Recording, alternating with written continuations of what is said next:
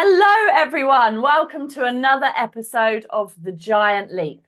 Today, we have an incredible guest joining us, someone whose journey has inspired thousands to break through their limits and design their dream lives.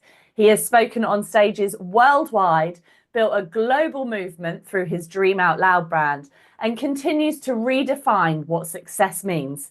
And he just got engaged. Congratulations, Morgan. Morgan T. Nelson, welcome to the show. Thank you so much for having me on. I know it's early over there and it's late here, so I'm glad we can make this happen. So thanks so much. That's okay. First of all, though, we have got to ask the engagement. Wow. Tell us a little bit about it. Yeah, I think I set the bar high for other men, didn't I? Oh my gosh, yes, you did. Yeah, for sure. Yeah. Look, so I don't know how much of the story you want, but it was definitely a bit of a whirlwind. Originally, what I had in my head was this. What I think would be, what I thought would have been a really cool idea, because I'm a skydiver, so I love jumping out of airplanes and doing all that. And she doesn't really like skydiving much. So what I thought, I was like, this could be pretty cool. What if one day I can convince her to go skydiving by like this was my whole plan. I'm like, what if one day I can convince her to go skydiving? And how I would do it I'd have to put on like a women's empowerment day, okay? Run Yeah. a workshop for women, and then where they all jump out of the airplane after. The reason why women, because then I'd have to say to Simona, well, hey, I can't run a women's empowerment thing and you not be there. You've got to, you got to leave, right? And that was literally the plan of like hiring out, the whole landing drop zone and then flying her family over to surprise her at the bottom and stuff like that. And I'd be waiting down the bottom. Um, and that went out the window because it's a very weather dependent activity. Yeah, it is. You Right? turn up and I've tried to skydive like 3 or 4 times over Lake Taupo. And every time I've gone, it's been too Yeah. windy. Too many. So I was like, we can't be doing that. So I changed the whole plan. And then I worked on seeding into her brain for about 3 months on the idea of going to Lapland in Finland over Christmas. Like we just came back from Europe in July. And so I had to sort of really like just embed thoughts into her for months that it was sort of her idea. Because if I had to push the idea on her for so long to be like, let's go to, I mean, she would have started to think something's up. You know what I mean? Yeah. I had to let it feel like it was her idea. So then she was like, we should try go this year. I said, you know what? Let me get flights. Let me just look. And then I was like, spontaneous. It's done. Screw it. Let's go. So the whole time she thought I don't know what she was thinking, if it was going to happen or not. But longer story cut short, we're over there in Finland and we already did all the really cool activities every single day. And she actually messaged her best friend on the last day saying, it's not going to happen. Don't get your hopes up. And she actually got really sick on the last day. We had an ambulance at the house, and I was messaging the event planner saying, I don't know how to tell you this, but I Oh my don't God. think she's going from ambulance here to be on a reindeer in 3 hours. And something happened where, she got a little bit better. We went to the farm, and so I rented out an entire reindeer farm. And so when we Wow. got there, it was completely private, and we had a private reindeer ride experience through the forest. Then we went and fed them through the forest. It was really, really cool. And then at the bottom of the forest, there was waiting the whole setup, fireplace, huts, chalkboard, champagne, hot chocolate, everything. It was like minus 22 degrees, I think.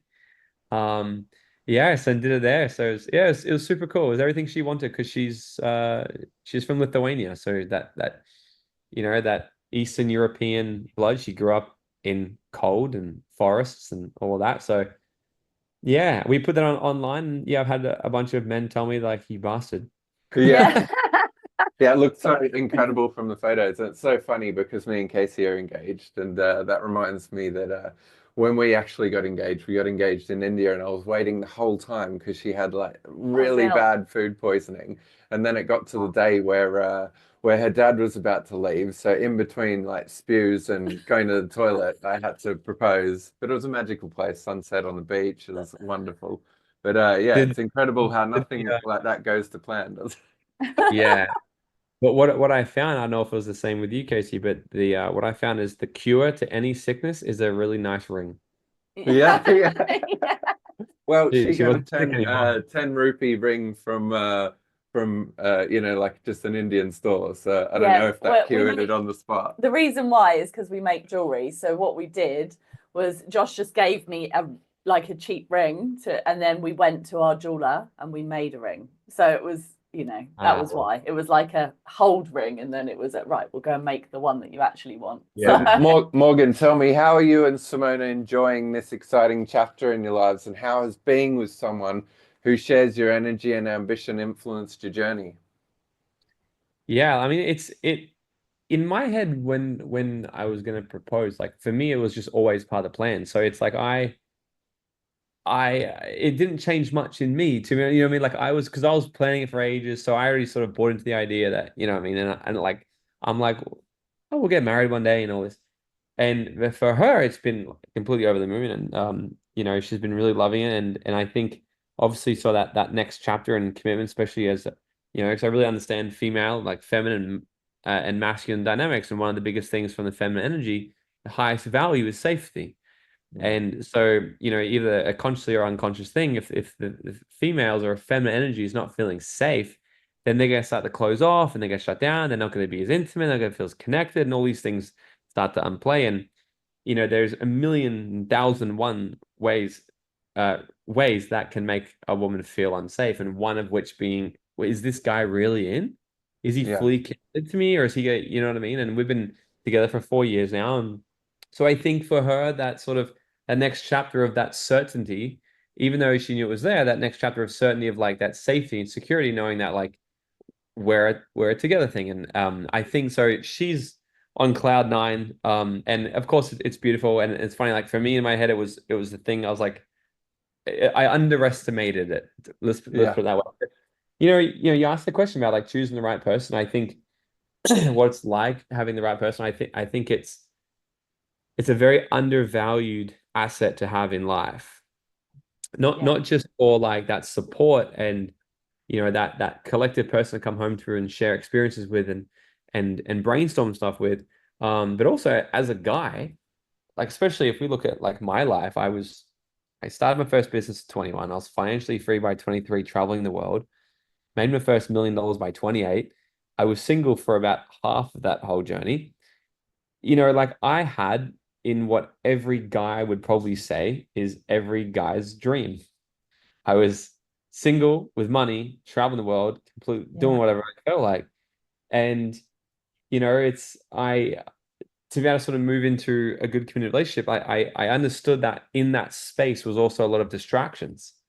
And as much as I want to be successful and I did great in my 20s, it was, obviously, no regrets at all in terms of business and success and all that. But there's definitely a complete different energy factor when I know that there's no spread energy on, oh, I'm going to go on a few dates this week. I'm going to go out or I'm going to try to impress this random woman I just met. It's a little leaky energy. And one of the best things is to be able to harness that and contain it, where it's like there's no leaked energy anywhere now because I've got this great relationship.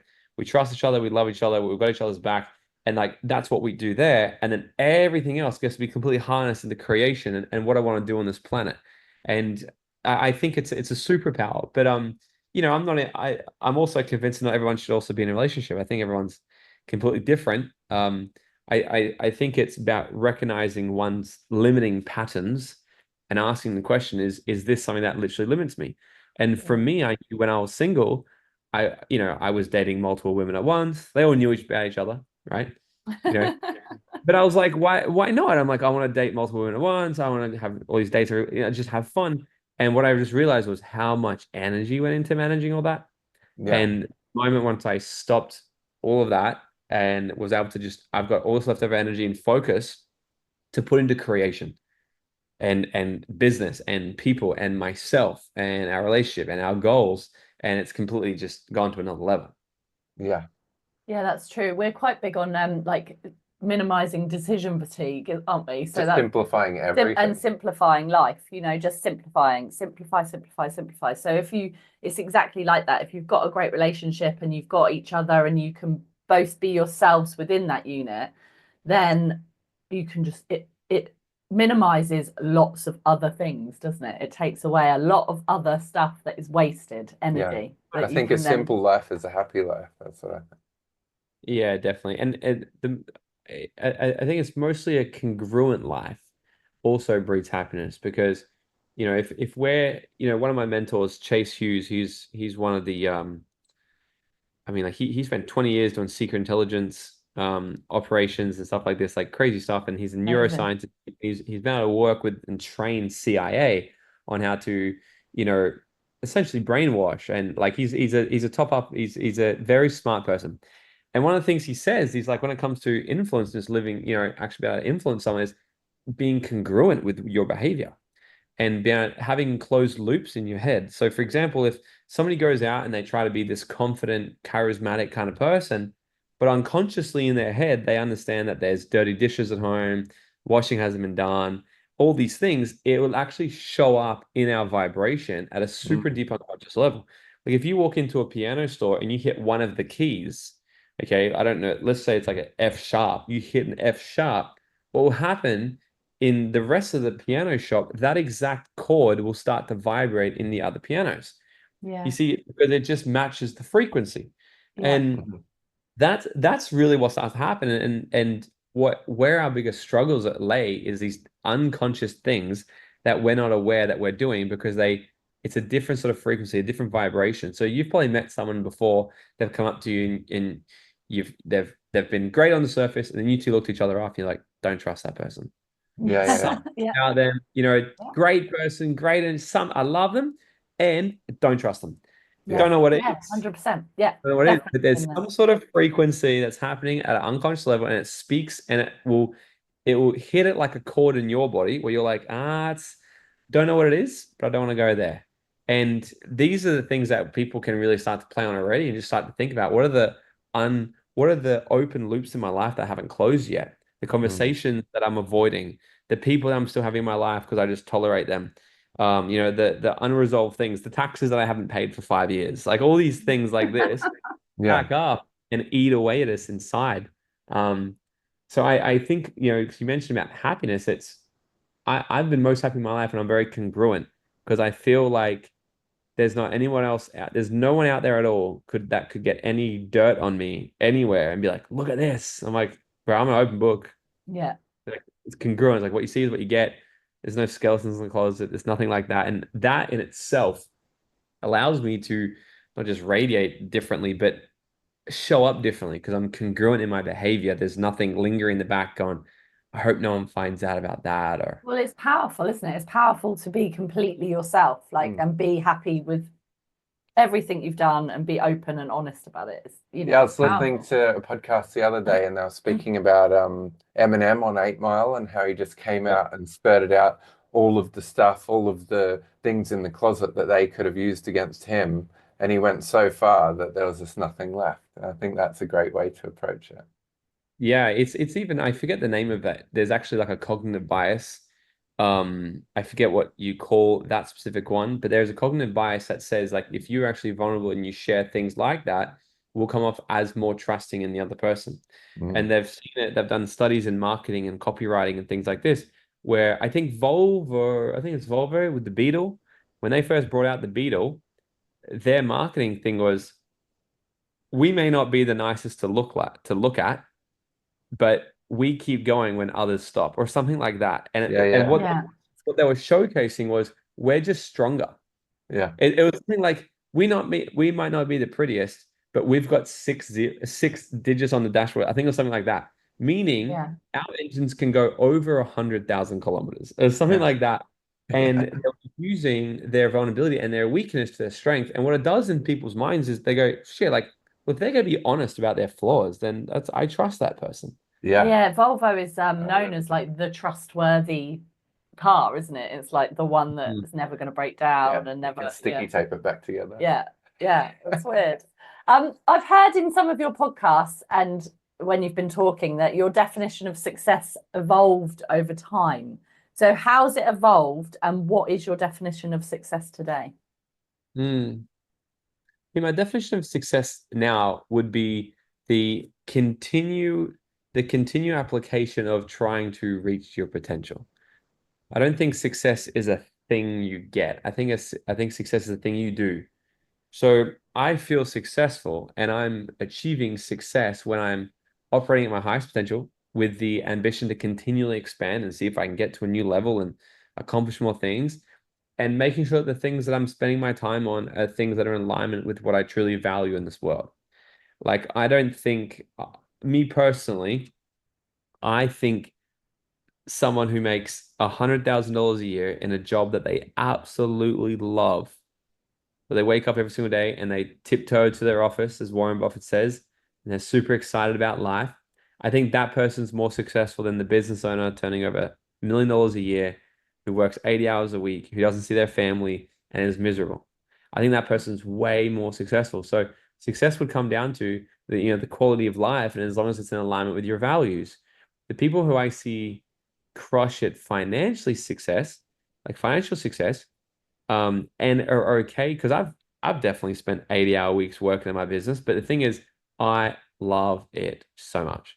I love what we're doing. Like, it's only 7 o'clock at night right here, and there's no one else here at all. The team have gone home, and I'm here doing this. Like, I love what I do. Like, it's exciting. Sometimes Simona's like, "What time are you coming home?" Like, now I think she's a bit scared that we have our whole office space and venue here. I think she's scared. She's like, "They'll probably come home like midnight now." Yeah, You're just you gonna just put a stay bed there. there. You'll put a bed there like Elon Musk. Yeah, yeah. Because like there's always one more thing to do. At least when I was at home, I could go, okay, I'll go have dinner, and then I'm like, I couldn't be screwed. Yeah, it's tomorrow now, right?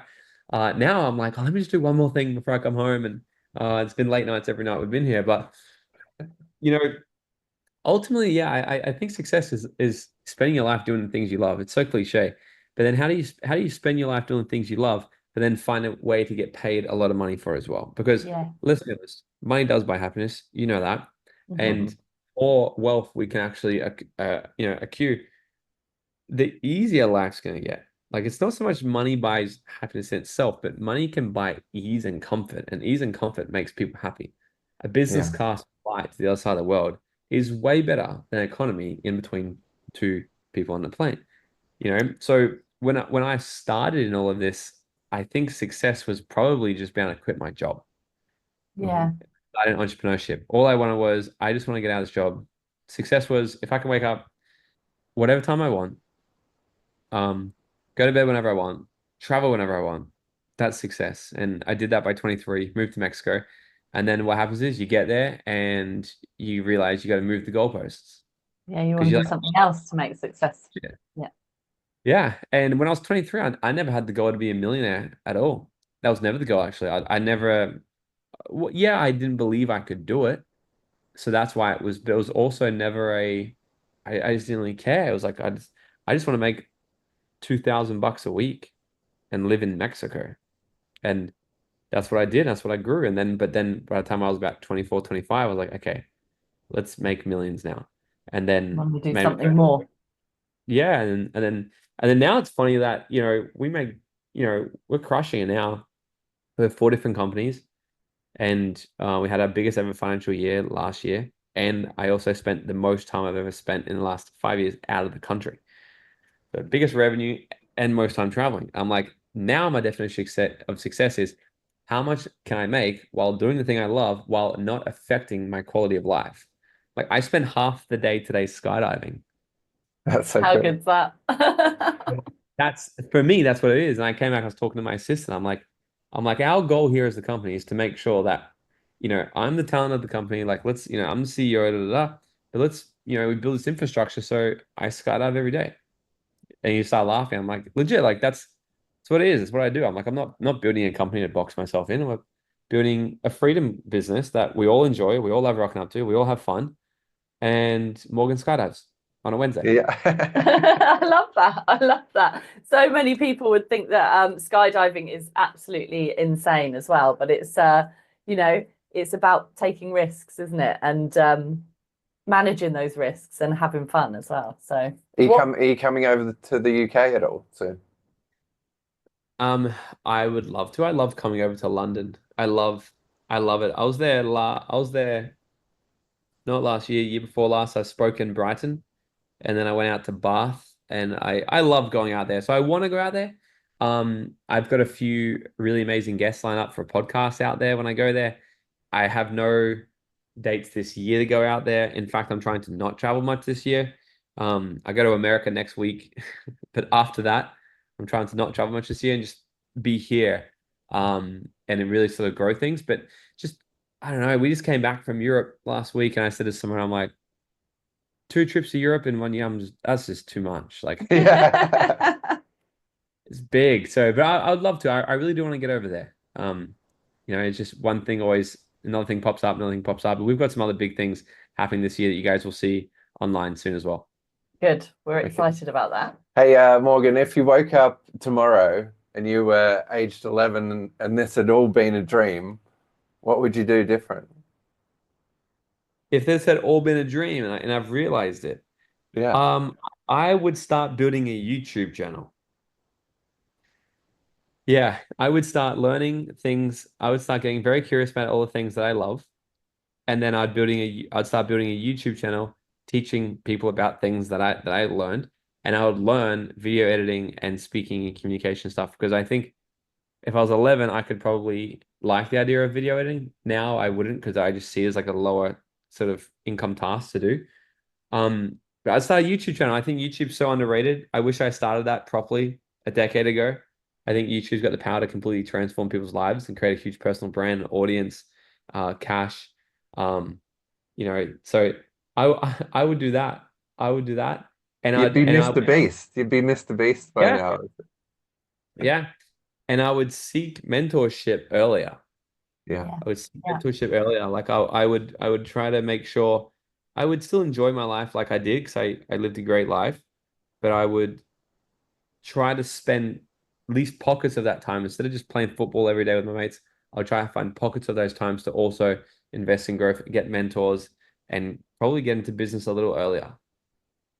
Awesome. Yeah, the great thing is, like, with mentorship, you just can like leverage up so fast, can't you? Getting that knowledge from people that have had the experience and stuff. And it's a lot different to like reading a book or something like that. You can really like step into their shoes, copy what they do, and you get that access to someone. It's insane. It's the fast track. It's how Yeah. I've done everything. I literally just messaged just then one of my mentors, Ty. And, I don't know if you know Ty Lopez, but Yeah. so, he told me the other week, he's like, their company's turned over like $900 million last year, and so he's pretty good at a few things. So like even just then I was just thinking, I was like, I'm gonna ask Ty that. I literally just messaged him that before I jumped on this, and that's something I get around. And we've been become friends now, and we did some business collaborations and stuff. But he's one of my mentors, and I fly to his place actually in a week, 2 weeks, and just to get around them again. And there's gonna be like another 100 or 200 other entrepreneurs at these place. So it's the fast track. It's like, why would I try to figure all this out myself, or even spend the next hour trying to solve that problem if I can just message him and he solves it for me in 3 minutes? Yeah. Like, Yeah. oh, I already did that actually 5 years ago. I went through that problem. Just do this. Yeah, epic. Thanks. And networking with people like Sabri Subi and stuff, like, you can just go over and meet them, and that you got a great network through mentors. Yeah. Like, that's how we got onto you, is because our mentor is Lloyd J. Ross. Yeah. Yeah. Funny with Sabri as well. So last time we were at Ty's house. So Lloyd came over for that as well, actually, and we rocked up, and like there's just some ballers at Ty's house. So Sabri Subi rocks up out the front. I'm like, what are you doing here? He's like, what are you doing here? I'm like, crazy, because we know each other. And yeah, like he was there, and there's like just a bunch of other big ballers. There was the producer of Spider-Man there, Oh, wow. in LA. So there's just some crazy talented people there. But it all happened from, networking. I opened that whole door from networking with Ty. Yeah. It's incredible, isn't it? There's a long and windy path, or there's the straightforward path of getting a mentor. You can just jump over the troughs and meet the right people. So, if there's one thing that people take away, they should get a mentor for sure. We've been building our business for over a decade, and we're at the point where we want to take things to the next level: financial freedom, global impact, and working from anywhere in the world. Based on your experience, what's the first key move we should make to create that next breakthrough? It's all going to be dependent on the revenue of the business. So there's different problems, different bottlenecks at each business. But when I teach people, so we run a program called well, it's actually I call it Business Mastery, then we change it to the Business Accelerator. I don't know which one sounds better. So it's one of those two. But we have a 3-day program called Business Mastery, and what I like to walk people through is the 5 stages to scaling a business, and then the 3 main pillars that you need to know in any business to either launch a business, ignite a business, scale it, revive a business, is 3 major things. So the 5 phases, let me tell you about the first 3 first. So the first 3 things you need to do in any business. Number 1 is you need to know exactly who you're speaking to. Okay, like exactly who you're speaking to on a very deep level. So the fears, frustrations, their wants, and their dreams. Know exactly what are the problem that you're actually solving for. Number 2 is having a mind-blowing offer. A mind-blowing offer that literally when you put in front of these people, they go, I have been looking for that my whole life. And then the third one is really over delivering like crazy. So blow them away with the experience, because if we can just do those 3 things, find the people you're speaking to, give them a mind-blowing offer, and blow their minds with the delivery, they're going to start to do the marketing process for you. Yeah. They're going to start to tell their friends. They're like, you got to do this well. Oh my gosh, it's incredible. It's incredible. It's incredible. Get some reviews and all this stuff. Because the first phase, right, out of the first 5 is sales. So a lot of people screw up business by going, okay, I'm going to start a business. I got a great idea. I'm going to launch a peppermints company. Great. So in order to launch the peppermints, I need a brand. I need the fonts. I need the color. I need my website together. All this shit. And they think of every single other thing. I need my SOPs written. They think about all this crap before really launch the business, because these are fun things to do. Because the first thing we need to focus on is just sales. Like you Yeah, might get out there. launch a mints company and they taste like shit, and then you've just or you know what I mean, like they just crap, work very good, or you realize that people don't like mints anymore, they like cinnamon. Like you don't know. So what I would first be doing is market research and testing the idea. So I'll test the idea, see do people actually like this. How I would do it is just go and sell my product. Yeah. Okay, so I would have empty tins like this. It's got no logo on it. It's got nothing. And I'd go and get 100 containers of my product, and I would go and start selling it to anyone that I knew in my network. Hey, just launched a new business. This is what I'm selling. It's $100 for these mints because they cure cancer. $100. But we're doing, our first batch for only $25. I would love it if, you don't have to buy it, but I'd love it if you did. And I just want your feedback on it. That's what I want. So go sell 100 batches of that first. Give them a crazy discount. Get rid of it. Get feedback, market research. What are people loving? What about the user experience? Then you start to take this cash and roll it into marketing. Yeah. Now that's when we start to look at, okay, websites. How do we expand the reach now? Websites, some logos, some advertising, putting it in front of more people, expanding, okay, how many more people can we get this in front of? And then it's really just dialing in the sales and marketing, to be honest with you. So I don't know where your revenues are, but it's going to really depend. But nearly everyone can come back to a sales and marketing problem always. Yeah. Better leads, more leads, convert them better. Tap into a new market space, a new niche, a new country, a new market. You can always keep expanding there, and then everything else is the problems after that. Operations. Operations comes next. How are you going to actually? Operations is the process of marketing and selling and then delivering the thing you sold. Dialing in the operations. Does this thing will work like a smooth machine? Then level 4 is leadership. How do you actually acquire talent, get talent, train talent, inspire them, and start to grow a leadership team? And then the last one is joint ventures and an empire growing. So, what other companies have got your list? What other businesses are out there that have your exact same customer that you can do joint ventures with and do unique ideas and get more customers, or even go and acquire companies? So that's what we've done. I've acquired. Me and Lloyd started a business together because I was like, this is gonna make a lot of sense. Let's put this in junction what we're doing. Then I acquired another health coaching company that just makes a lot of sense with our whole customer base. Yeah. And then I launched a media company. It all just makes sense in our whole ecosystem. where I was able to launch it quickly, put people in place that run it, and I plugged them into my database. So now when people come through all our education, they want to grow personal brand, they want content, they want podcasting, and we have a media company that does all of that. So we're like, well, go speak to our media company. So it's like these people are going to go somewhere anyway, so why not create the business that they're going to go to?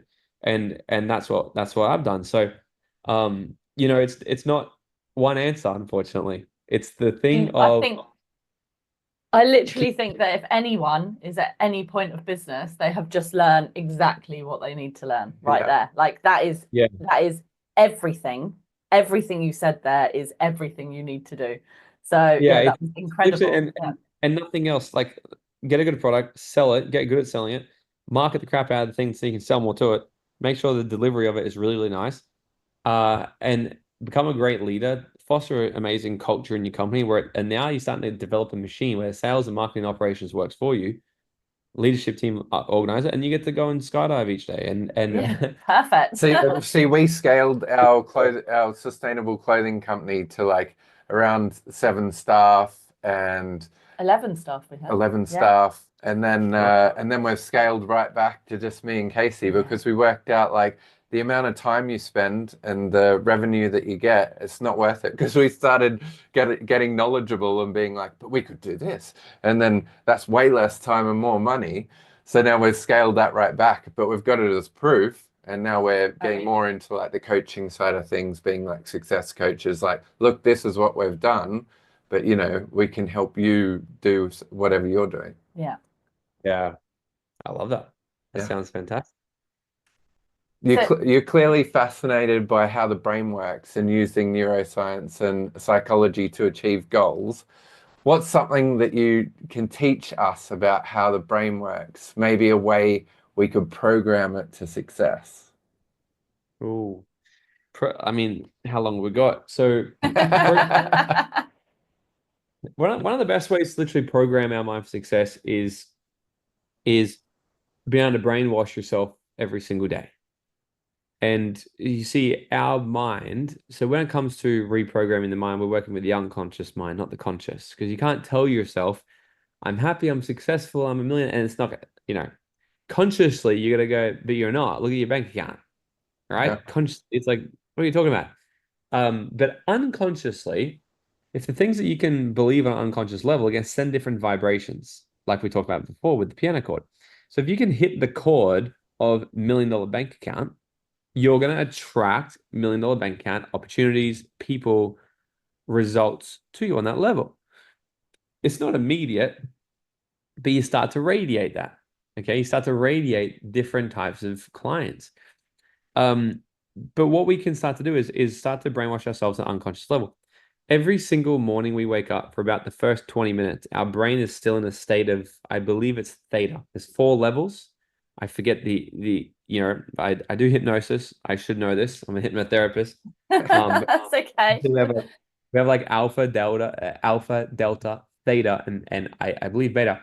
I'm pretty damn sure theta is the state that people will drop into when I induce trance. So if I put someone into hypnosis, into a hypnotic trance, they're going to fall into a state of theta, which is very, very deeply relaxed, where the mind is very just mushy. And hypnotherapy has become one of the best therapeutic, modalities in the world. People lose weight. People have quit smoking. People smoke for 40, 50 years and in a 3-hour session completely stop like that. Incredible. Never again. Incredible, isn't it? Yeah. So you think about if you could take somebody with one of the craziest addictions ever, breaking smoking is one of the hardest ones to break, and 3 hours later they stop it. Like, this is the power that you can do in hypnosis. And the cool thing is we can hypnotize ourselves every single day, because the first 20 minutes of the morning, our brain's still in theta. And as we start to drift off at nighttime, it also goes into theta. When you're sleeping, it's going up and down between different levels. It's going up and down through theta. So we can, if you think about this, what are you listening to while we sleep? Most people listen to nothing. And see, when I really got into this, I started to put on affirmation playlists. And I had a reel that went viral and people were like, what's your affirmation playlist? I'm like, bro, if I gotta fucking tell you how to search on Spotify, then I don't think any brainwash is gonna help you either.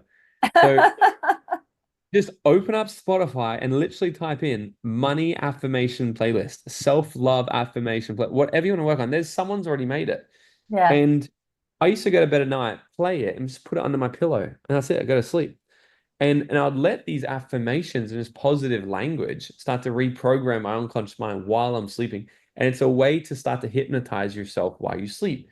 Like we have hypnosis programs for people and stuff as well. And the results people get are just crazy. Yeah, just like plug into a hypnosis and allow yourself to do this. But the thing is, you don't need to go see a hypnotherapist. Like, of course, if you're like laser coaching, sure. But you can start to reprogram the unconscious mind to believe better thoughts, think better thoughts, have better results in life. But that simple thing, it's completely free. So that's a way that we can start to rewire our unconscious mind. Other than that, come spend 3 whole days with me. We like that's what people do. We really focus on their belief systems and their value system because their values are what are driving their life. Our values are our biggest motivators. So if we value, I value success, I value love, I value fun. This is why I go jump out of airplanes. This is why I like building businesses. This is why I like creating impact in the world because they're all high values for me. These are the qualities I lead my life by: love, success, and fun. And so that I gravitate towards those things. And there's a part of the brain called the anterior mid-cingulate cortex, I hope I said that right, that actually increases every time you push yourself to do something you don't like. So it increases in size and it's linked to our willpower to live. So they've seen it be larger in people that have lived longer. What's the name of that again? It's called the anterior mid-cingulate cortex. I was listening to a podcast with Huberman and Goggins, and they were talking about it. And so getting up and having a cold shower every day and doing it even though you absolutely hate it will expand that area. If you like it, it will shrink back down again. So you have to continue to hate it so that it grows. But they're actually saying that it's linked to the will to live. So, wow. What do you think about that? Have you heard of it before? I've never heard of that one, but that's super fascinating. Like there's a trillion and one things to learn when it comes to neuroscience and how the body works. And neuroscience is a thing that when you start to learn it, the more you know, the more you really know you know nothing. Yeah. So when I first started, I was like, wow, I know a lot about this now. And then I've done a really deep dive into neuroscience specifically in the last 2 years. I'm like, I know fuck all about this actually. Like I know a lot about the brain. I know nothing about the brain. It is so I've sort of stuck in my lane now, and I'm trying to really, really focus on how do we use neuroscience for goal achievement specifically, and influence and these sorts of things as well. Because I'm obsessed on influencing behavior, and if I can influence someone to stop being lazy and procrastinating, I can influence them to be motivated and be ambitious. And I think probably one of the most fascinating things I've discovered lately, because I'm writing my book at the moment, The Dream Out Loud Method, and it's like the 5 laws to create your dream life. And essentially, it's the ultimate book I want to create on goal setting. And the most interesting thing I learned is when it comes to goal setting is how to set the most appropriate goal. And see, when it comes to the start of the year, a lot of people set goals and they are massive. They either set two things. They either set a massive goal or they set the whole annual goal. So they go, okay, this year I've never set foot in a gym in my life, 50 kilos overweight. This is the year I'm dropping 30 kilos. At the end of this year, I'm going to do a body competition and these huge things. And so what happens is there's a part in our nervous system that excretes adrenaline. And in order for the adrenaline to be released, our blood pressure, there's a certain name for it, but just for people can understand, our blood pressure essentially has to go up. Once the blood pressure goes up, the adrenaline goes, which kicks motivation. What they discovered was if the goal is too big or too far away, it won't increase the blood pressure, therefore not excreting adrenaline, therefore not even remotely exciting you or motivating you to achieve the goal. So it just turns into this thing that's been written down. Same thing happened when the goal was too small. So let's say somebody 50 kilos overweight and they go, okay, well, this year is going to be the year I really take my health seriously. So this year I want to, if I can lose 2 kilos this year, I'm so happy. Now they go, fuck, 2 kilos compared to 50, It's not even going to change my life at all. No. Same thing happens. Blood pressure doesn't go up, adrenaline doesn't get excreted. I'm not excited, I'm not motivated, I'm going to do nothing. So what they've discovered, this is the same reason why people don't save for retirement. Because why would I save for retirement? I'm going to retire at 65. I'm 30 right now. Why am I going to put money away every month, $500 a month? Like, ah, I'll I'll delay it and I'll take care of that when it comes. That's what people do. Because becoming a millionaire at 65 isn't exciting. When we have people come to our workshop and we say, let me show you exactly how you can get wealthy, we'll show every single one of you how you'll be a millionaire. So we say, we work out how much they can invest, yada, yada, yada, yada, put it into a compound interest calculator, invest it here, etc., etc. You know, if you did just this bare basics, you'll be a millionaire, have $1 million invested in the next 30 years. And people are like, oh, that's not exciting. But if we said to them, exactly, but this is why people don't do it, because we have people even come to events, and this is why we make them actually do it in the room. So we actually help them start setting these things up in the room while they're there under pressure. So when they leave with the work done, so they can actually have a proper financial plan when they get there. Because you'd rather dig your well before you're thirsty, right? Than to be left one day thirsty and not have a well. But this is the same reason people, if you're not motivated to do something, you're just not going to do it, period. Like we all know that. And so now people ask me the question, well, what brings motivation? Now, I've always sort of said it's an inspiration you want to look for, not as such motivation, but now I believe it's a blend of the two.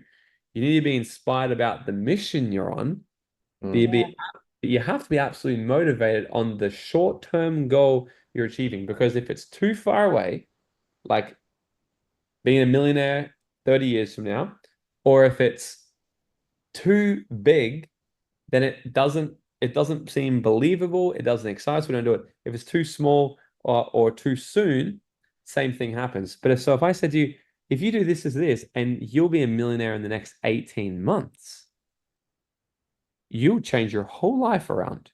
Yeah, you will. Yeah, 100%. I can taste that, right? Yeah. Even probably 3 years, 4 years, you do this, if you do this, next 4 years, $1 million, boom. People will do it. But because it's 30 years away, they don't do it. And it's just crazy. But also so what I'm trying to say is we need to find the middle ground between not too far and not too big. Yeah. So I think people would be motivated if, okay, next 30 years, if you do this, you'll have $50 million. I think people will be very motivated.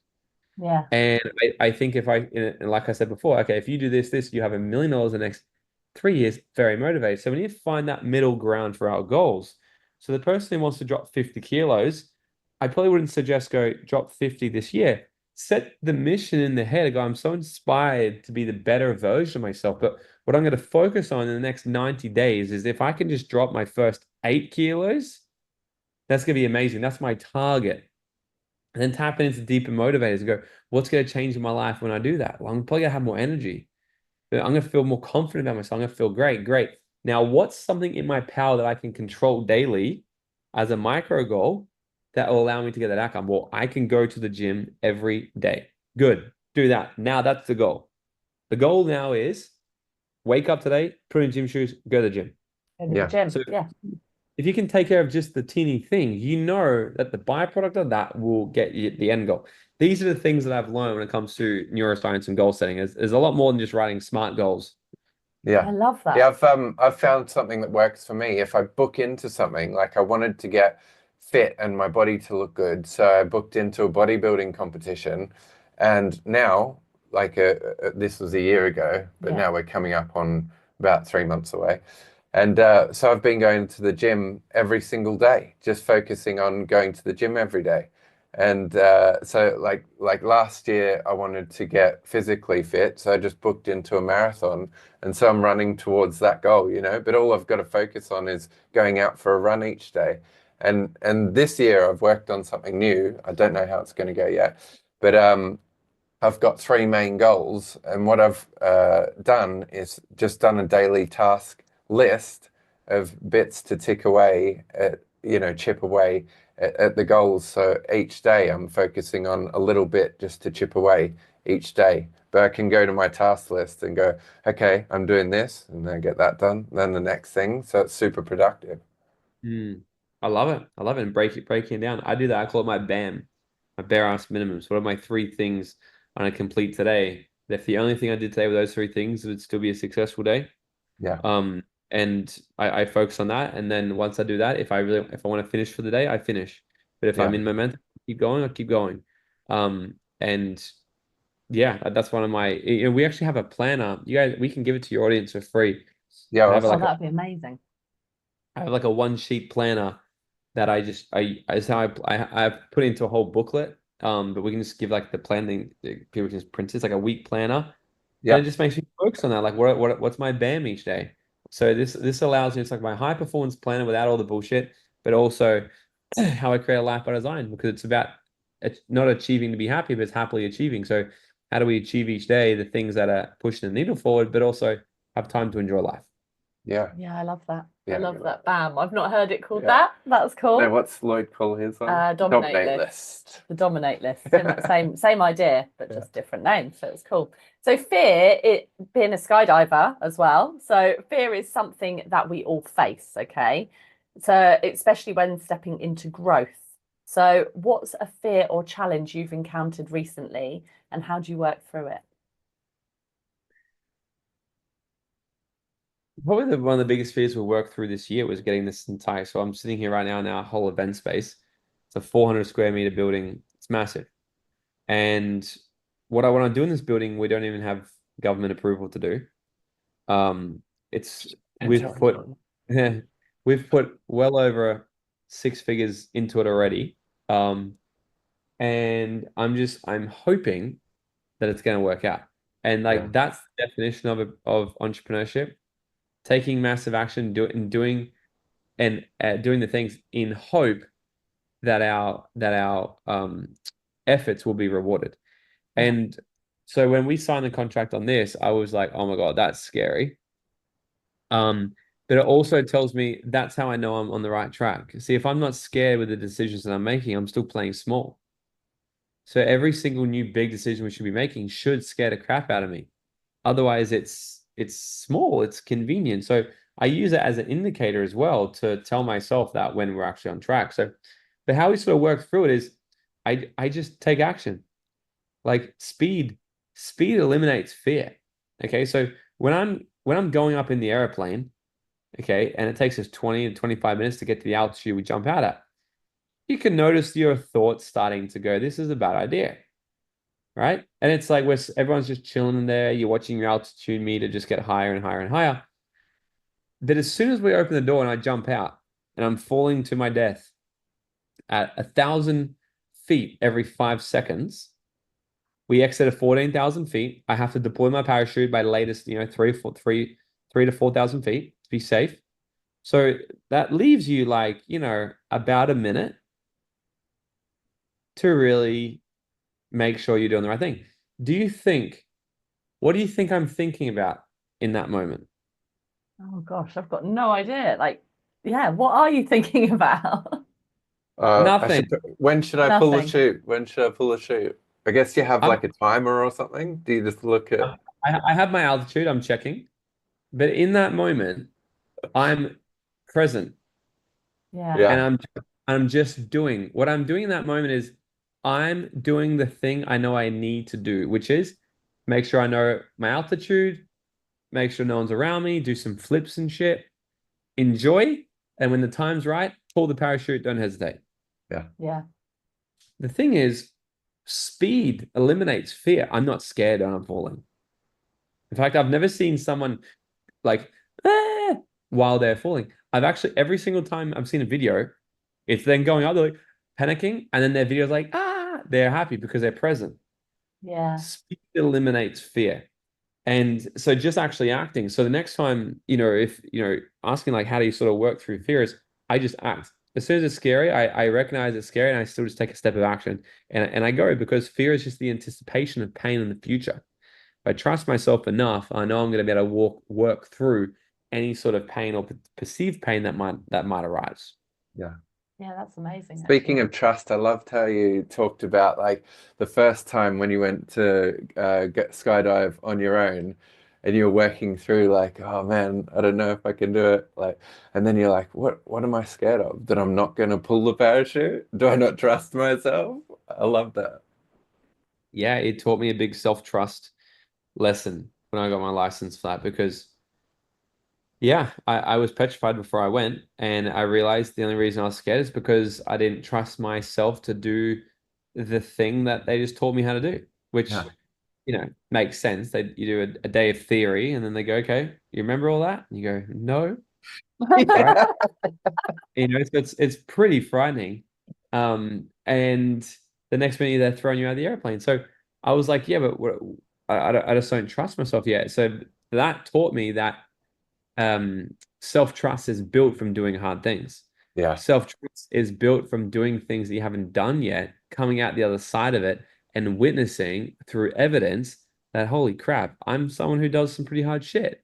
Yeah, So because once you do it, you know that you're going to pull the chute. Like you're not going to freeze up. You're yeah, gonna pull the chute. So like you're like, well, now I know. Let's do it again. I trust yeah, myself. Let's go. yeah. Yeah. Now it's easy. Today we jumped out with 4 people at the same time. We all just jumped out, and like now it's new problems going. Okay, how do you jump out with 4 people, not hit each other in the air, still like make sure you're all on the same level, and then all fly away? Like, how do you do that all safely? That's what we're doing now. How do you That's so fly cool. safely with a group of other people? That's so good. I love it so much. You must have had a similar experience when you did your dive, when you were a dive master, Dive instructor. diver instructor. Every time I say it Yeah, wrong. yeah, definitely. So Like going down and being terrified. yeah, 100%. Yeah. I love it. I love it. I just read a Next book. on the list, skydiving I just read a book by the guy who was the anaesthetist in the cave rescue of in in Indonesia. no in yeah Bali. like Thailand. Uh, A group of I don't know if you remember it, but a group of children got trapped in a cave in Thailand, and he basically it was only cave divers that could save them, and he was a doctor and he's from Australia, and he managed to actually work out a way that he could get into the cave, anesthetize them, and then dive their bodies out of the cave and revive them at the other end. It's absolutely insane. Yeah, and they all came out alive, every single one. And there was like a whole football team of that's children. a mad risk, isn't it? Oh, Because you're thinking about like you got to take those other people's lives in your yeah, hands. yeah, it was absolutely mental. But the book's incredible. Like, so if anyone actually, and he talks about lots of risk taking, so every different sport and stuff. But yeah, I think you'd like it actually, Morgan. So for sure. Hey, hitting rock bottom is something I believe, like me, you've experienced. Can you share one of the lowest points in your journey and how it became a catalyst for change and growth? Yeah, easy for me was 19 years old, alcoholic, drug addict, drinking every single day, taking drugs every single day, and life got so bad that I tried to take my own life at 19 years old, and that woke me up to really pay attention to the people that I had in my environment, the people that were in my circle, and that got me out of the job that I was in and really started making new decisions in my life that nothing's more important than my own happiness and what it is I'm actually spending my time in my life doing.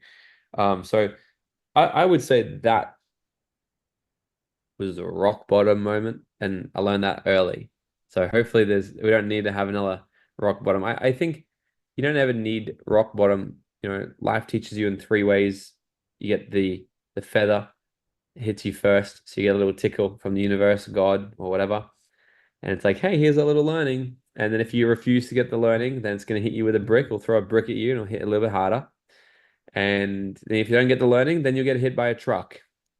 Yeah. And the truck is, people go, I'm at rock bottom now. Well, you potentially could have not been there if you're aware of the feather or the brick.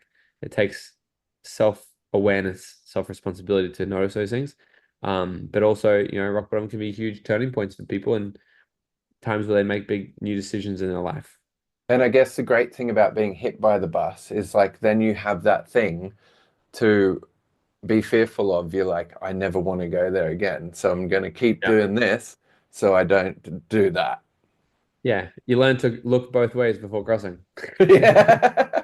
And you either fail completely or you have an incredible story. Yeah. You know, like if you get hit by that bus, your story is, and you can pull yourself out of it, your story is pretty amazing. Yeah. So the growth Yeah. that you get from something like that, but you get as much growth from the feather.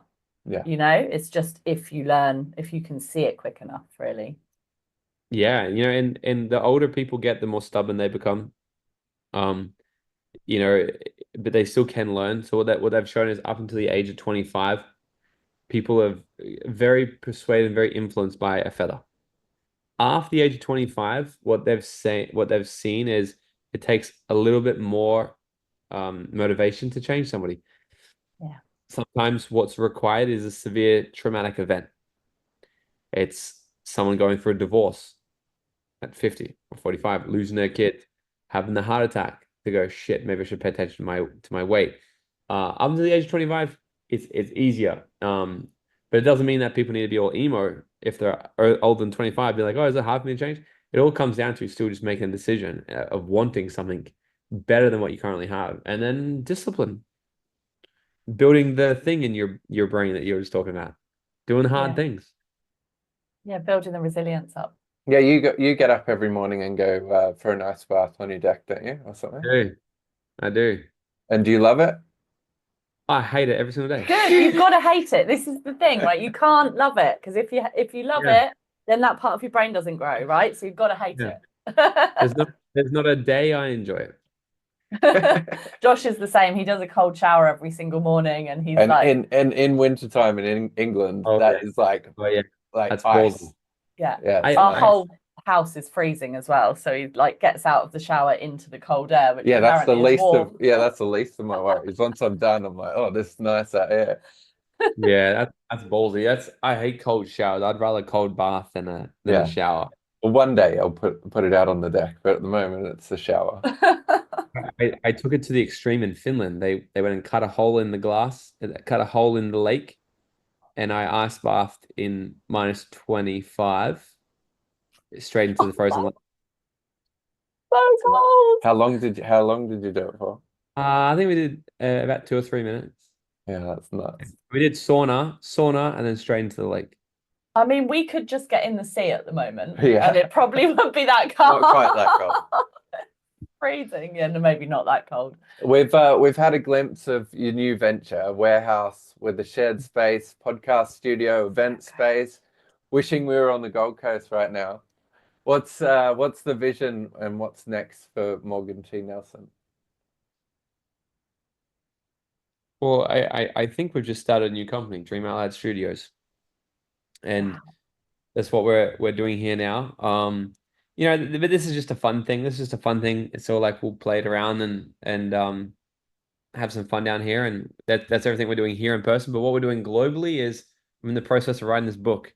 So the Dream Out Loud method, 5 laws to creating your dream life.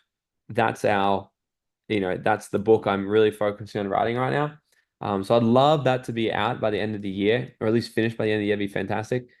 So I'm really sort of working on that. So when that launches, that's our next big thing. Like taking this thing global and trying to make a best-selling book and get into the hands of as many people as possible. That's the next thing for me. Just massive impact, taking the last decade of knowledge I have from working with some of the best people in the world and applying it to my own life, coaching thousands of people, tens of thousands of people at this point,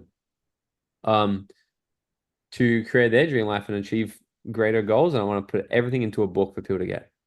That's going to be amazing. I can't wait to get the book. When's it going to be ready? You know what? It turns out writing a book is hard. Oh, yes. Yeah. Yeah. I legitimately, I thought, I'm like, this is gonna be a piece of piss because it's my content. Like I speak it all the time.